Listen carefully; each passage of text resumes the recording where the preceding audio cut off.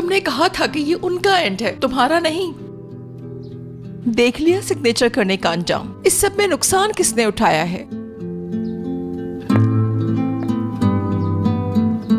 अम्मी मुझ पे यकीन करें और थोड़ा सब्र करें। हाँ कहा था, और अभी भी ये कह रही हूँ कि ये उन लोगों का एंड है, हमारा नहीं। आप मेरी बात को समझिए, थोड़ा वक्त लगेगा, ये काम मुश्किल है लेकिन नामुमकिन नहीं।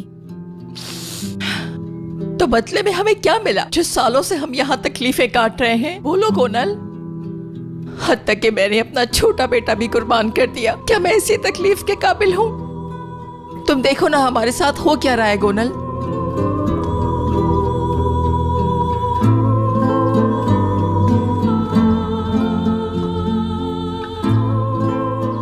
जो कुछ हुआ बाहर, वो सब हमारा खात्मा था। मैं कभी माफ नहीं करूंगी। सब खत्म। आखिरकार हजीजा असलान पे जीत गई और हम हार गए।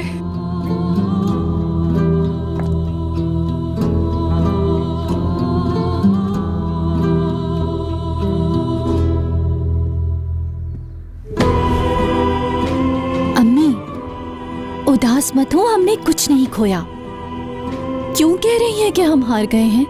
ये तो हमारी जीत का पहला कदम है। अम्मी जान मेरी बात को समझिए, बस मुझ पे यकीन करें और सब्र करें।